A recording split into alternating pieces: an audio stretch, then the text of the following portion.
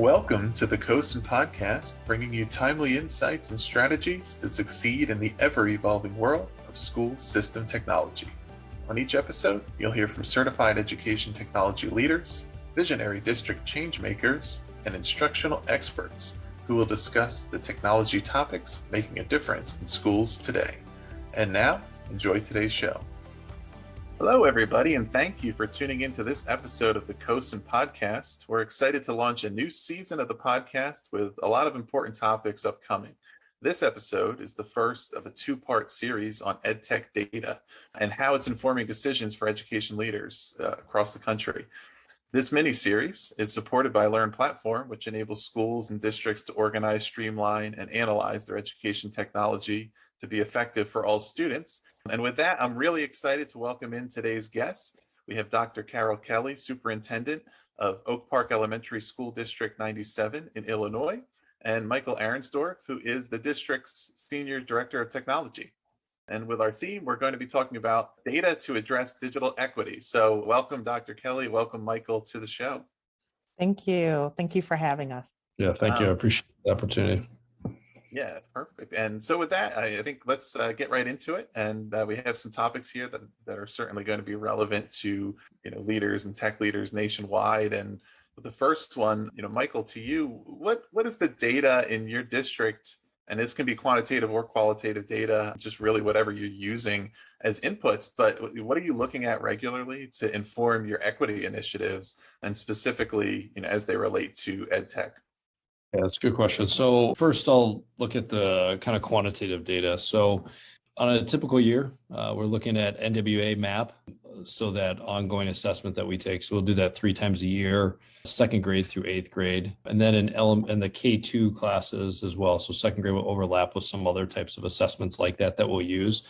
So we'll pull that type of data as well as some of the usage data, and we're leveraging and using the LearnPlatform and their impact analysis. So we'll pull in that usage data from the different EdTech tools. And we started out with just a few tools a couple years ago that have built to a number of about 10 tools right now to start pulling that usage data, as well as then 3 times a year we pull in that MAP data or that other type of data we use for 2nd grade, whether it was some Ames Web or some of our just regular assessments. And we've changed that a little bit this year during COVID, but we've used DIBELS, BAS testing, again, to be able to run that, have the academic data and align that with our usage data using that impact analysis to be able to start telling us what does, not only how much are our students using these EdTech tools, but also based on that usage, what is the success that our students are having on these assessments and predicting the growth and success that they're having in the classroom.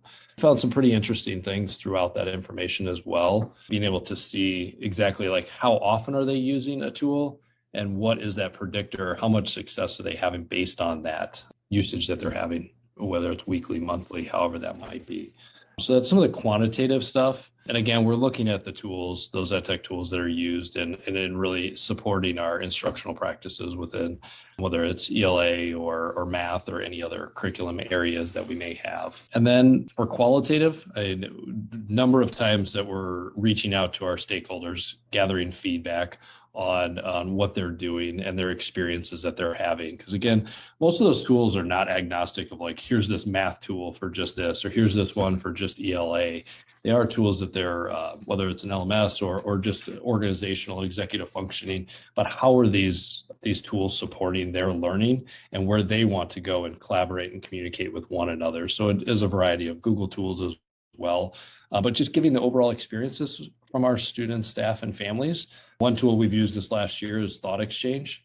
So we've done that a few different times, but in particular, we did one during COVID, like what is the experiences that you as a student or a family have been having with this experience, whether it's remote or hybrid or on-site, whatever that might be, and gathering that. And then specifically for instructional technology, we asked our families as we were preparing for our upcoming tech plan, and we do that every 3 years.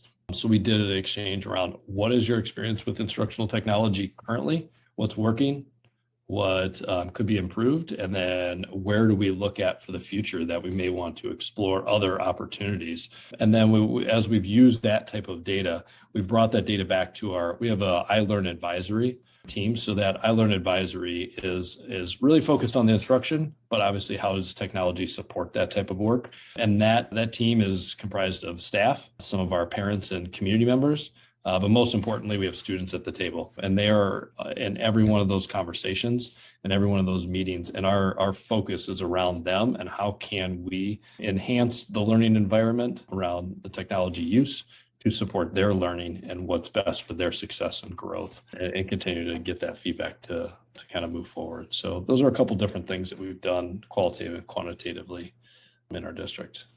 And one of the things you referenced that's so important is simultaneously having that usage data alongside the efficacy data and understanding the ways in which those two interact. And that is very similar to the way the quantitative and qualitative can interact. Because I imagine, when you have those advisory groups, that's a great point to get the qualitative data that kind of can help to explain, make meaning of, or reinforce what you're seeing in the quantitative data.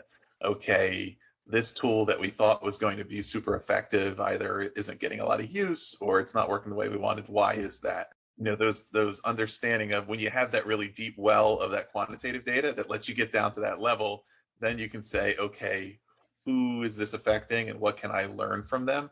I'm wondering, to both of you, and perhaps starting with you, Dr. Kelley, with the conversation, obviously you've been doing this work for a long time, but the past 12 months have been very different, right? Mm-hmm. And how have some of these conversations shifted, particularly thinking about equity over that time? We just talked about the usage, the connection and engagement obviously has been a huge factor over this remote learning period, and other districts that have been doing hybrid learning to say, okay, now connectivity looks a lot different. But in any aspects, if you've been looking at your initiatives, how have those conversations been changing, and how might they still be changing? And that's another really great question. And Michael provided a lot of insight. I will say though, and I will get to your question, but I just want to back up a little bit pre-pandemic. Sure. Our district approved the vision statement back in July of 2016. So as a school district, our vision is creating positive learning environments for all of our students that is equitable, inclusive, and focused on the whole child. And we literally began in August of 2016 as a board and leadership team to engage with our staff and our community around what is equity, how do we define that? And we use probably the entire school year to develop a common understanding, a common definition for equity, for inclusive, for positive learning environment, and the whole child focus. And using those definitions helped us as a district develop these 4 universal, almost aspirational goals. And our aspirational goal around equity is that we want each and every one of our students to be persistent and confident achievers. And when we think of achieving, we think of words like thriving and flourishing, not just academically, but also from a social, emotional standpoint as well. So that pre-work for us really helped each of our department leaders, and Michael is one of those leaders of our technology department, really think about what they could do in their departments in support of our schools that would help us with equity. Now, let's go to the pandemic, the last 13 months or so. I would say that, the work has always been around creating the supporting conditions that are helping our schools and our school leaders design learning experiences for our students where all of our students are thriving, all of our students are flourishing. But we have seen, and I use this quote by Sonia Renee Taylor, and basically in the quote, she talks about our not going back to normal, pre-pandemic. And she goes on by saying, because normal never was. And this, for all of us, is an opportunity to stitch a new garment, one that fits all of humanity. So whenever I talk to our senior leadership team or even the staff, the question that I raise is, how can we not go back to normal? Like, what are the things that we were forced to do because of the pandemic that really we learned it's working out well in terms of equity for us? What do we want to keep doing?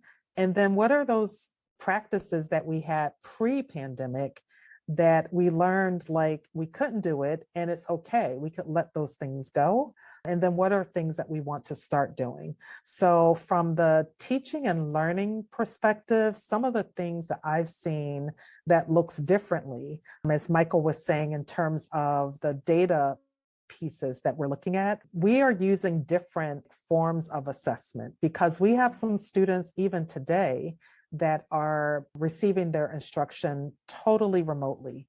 We have some students that are back in person and brick and mortar, but we wanted to be able to allow our teachers to see and to assess how students were doing in comparison to their grade level standards. So there are some formative assessments that we're using this year that are different. They're all like online, so that's different for us. We introduced this year an anti-racism curriculum, to affirm and to support our students to explore their culture, their racial, their academic identities. From the school-wide structures and systems, I think like we really have emphasized the support of our teacher leaders, of our teacher teams, because the collective efficacy has always been a real high priority for us, but definitely the need to have all hands on deck to ensure that we know, like if there are any students that have unfinished learning, that the time that teachers come together, that they have the support and the tools that they need to be able to make that time meaningful, where they're talking about student learning data and how to support the team.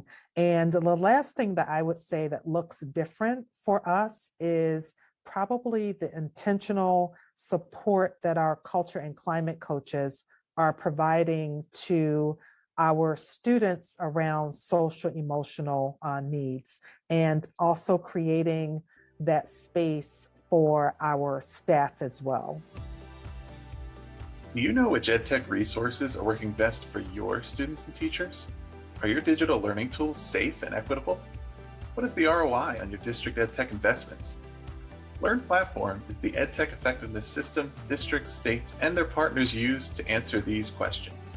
From safety to equity, cost efficiency, and effectiveness, LearnPlatform gives teachers and leaders the evidence and tools they need to make better EdTech decisions for all students. Visit LearnPlatform.com to get started.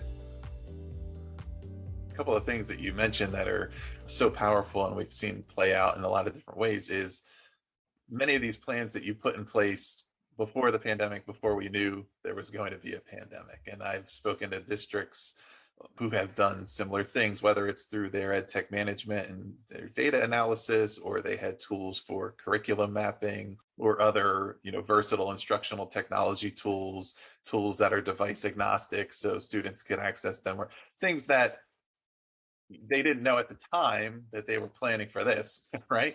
But ended up being saying, if we just started now, we would have really had a hard time doing this. Yeah. But we're really prepared. And what that makes me think of as well is, even despite all of that pre-planning, there's new things that come up. New things that come up, new things that you learn about yourself. And also new realization that some of the practices that you had in place, you really don't you can let those things go. So yeah. Is there anything that either of you have put in place, especially thinking about it from the equity perspective, challenges that were amplified or exacerbated during this period that we all know of, new strategies you put in place that you found, what, we're keeping this because this works, and it works, period, whether we're hybrid, remote, or in person? I think one of the things in terms of that community engagement and communications is I definitely have seen certain meetings that there's a lot more engagement because we're doing things in ways where people can access it from wherever they are. They don't have to come to like a physical location. For example, our board meetings, and Michael helps to create that virtual space for our board meetings. I would say we averaged when we were in person for those meetings, beyond our team, maybe a reporter or two, and there may be like one or two people that were in the public. Now, Michael, what would you say? I think you see like hundreds of people that are, attending these meetings now, because again, you can access it from wherever you are. The meetings are recorded. So like, even if you don't make it in that virtual space on the evening of the board meeting, you can go and like watch it afterwards. So I definitely see a lot more engagement. We use, as Michael said, like certain tools like Thought Exchange. We've been using Let's Talk.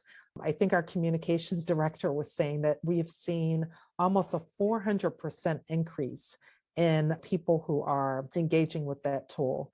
So I definitely feel that there have been, in this really horrific time for all of us, there have been some bright spots in terms of we really probably don't want to go back to only in-person board meetings, or we really probably don't want to go back to even our administrative meetings. We used to do those meetings where we all gathered in this spot, and that travel time and things of that nature. Now people can hop on a meeting, a call.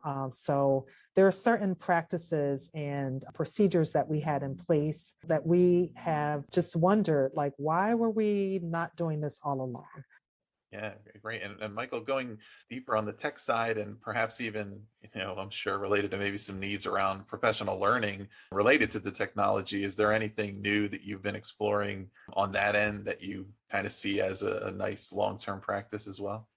Yeah, and I would like, if we think back again to that time, and Dr. Kelley, and you hit on certain things of foundational stuff that was in place, and we did have access to our devices for our students.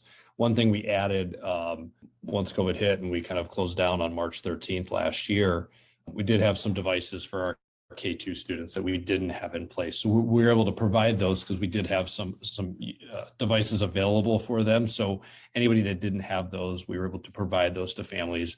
We have a program called Internet for All that we have in place where we lend out hotspots. We've also partnered with Comcast. They do a in-home where we'll be able to kind of supplement that internet access for families. So we already had those things in place. It did add on because obviously COVID changed certain circumstances for families. So our boards continue to support us, and our community has supported us to be able to provide these resources to our families and to all of our students. So that is that foundation to ensure that everybody had kind of that blanket of everything. But then it goes into the instructional practices and into that learning. And I think you kind of hit on that engagement, mentioned that a few times, like engaging kids in person when you're right in that space is a very, there's obviously strategies and things that have to happen for that. But now you pivot that to a full remote and you don't have that ability to like just walk up to a student and engage them in a different way. So that type of practice had to obviously shift. And we put a lot of time and effort and have partnered with specifically one, Meg Ormanson, who has done a lot of professional learning and work with our staff, again, kind of previous with our teacher librarians and some of our core teaching staff. But we created some sessions, cohorts, so they could do it live through Zoom or whatever with her, but continuous professional learning opportunities to really break down what does instruction look like in a remote space, and really focused on that engagement and empowering our students to be part of and active agents in their learning and directing where do they want to go and what do they want to do and how are they demonstrating that learning. So again, we talked a lot about the ISTE standards, the 4 Cs. We do a lot of work under UDL, so Universal Design for Learning. And that's a lot of things that we're doing to really kind of make sure our students are part of that learning process. So that learning then was also live, but Meg worked and created a whole asynchronous on-demand session.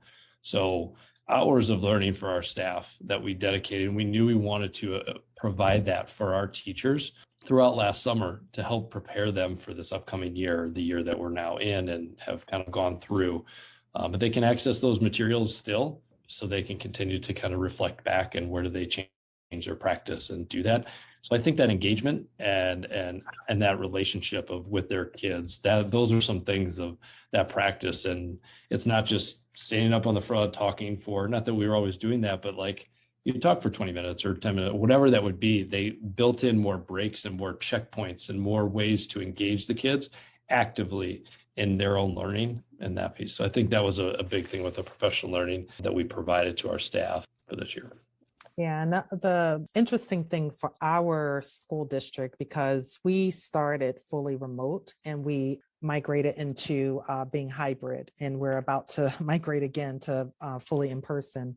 But it was really important to the community and the staff that we not have classrooms reorganize in the middle of the year. So I think a lot of the work that Michael and his department have done is we had the foundation to provide the support where staff members are able to live stream instruction. So those students that are remote only can be in the same classroom, with their classmates who wanted to come back in person. And Michael, I don't think neither one of us ever imagined that staff would feel comfortable enough and confident enough if we asked them last March, oh, can you live stream?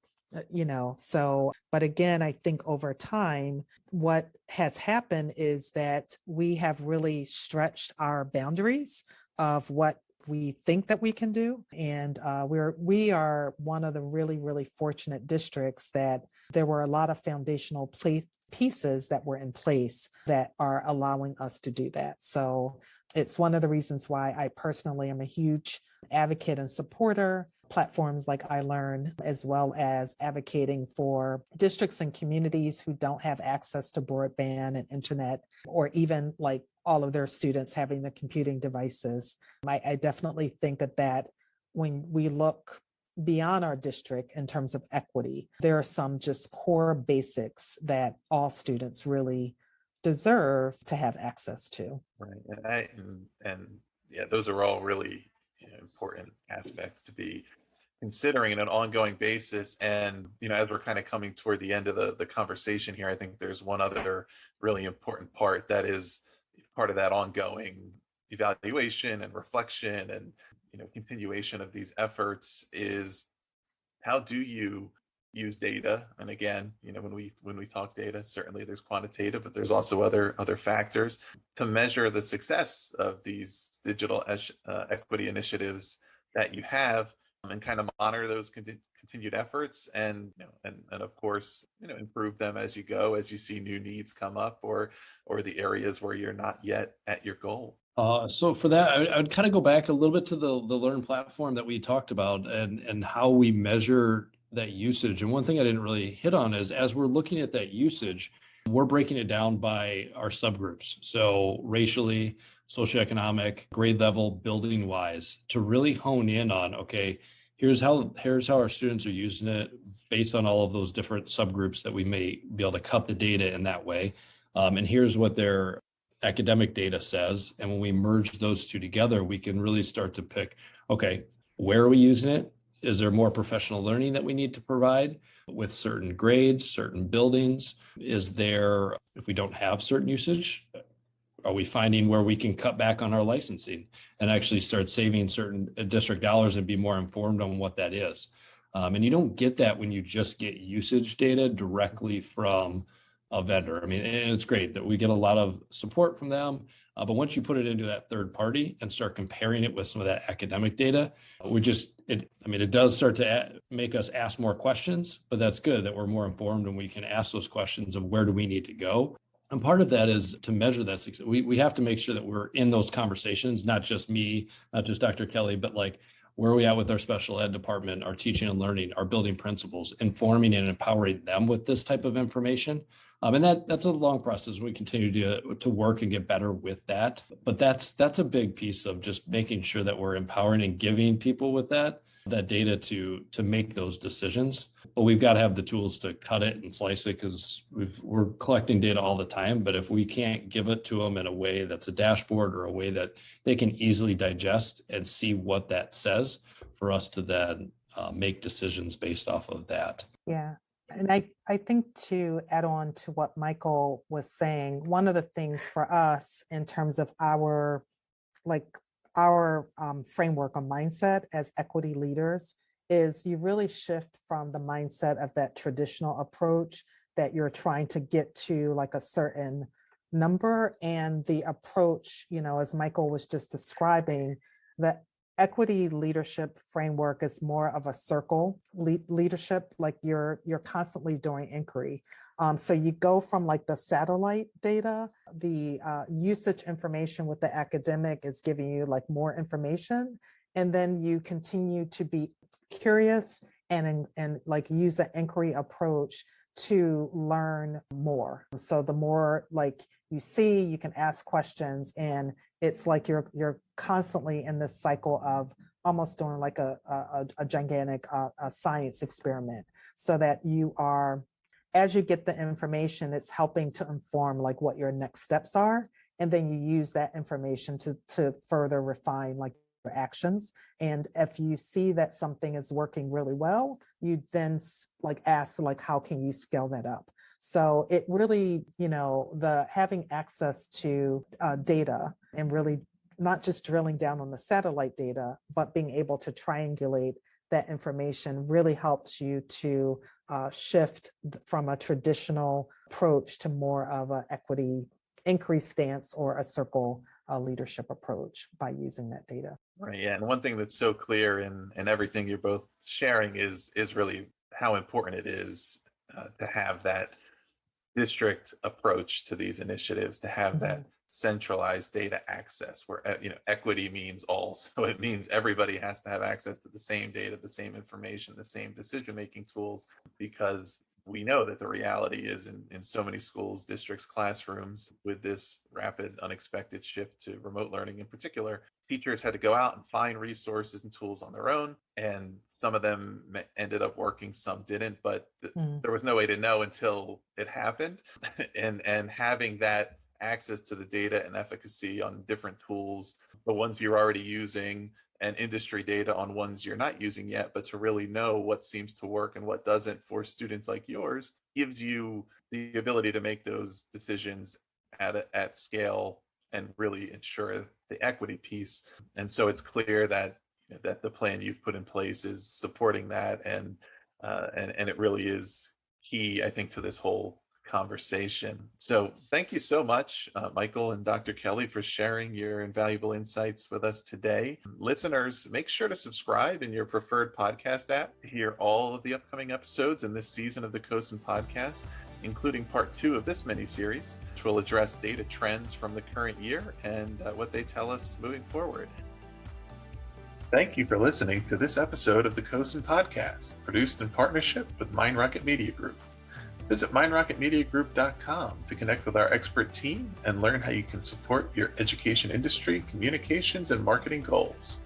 And to make sure you never miss an episode of the podcast, subscribe on Apple, Spotify, Google Podcasts, or your favorite podcast app.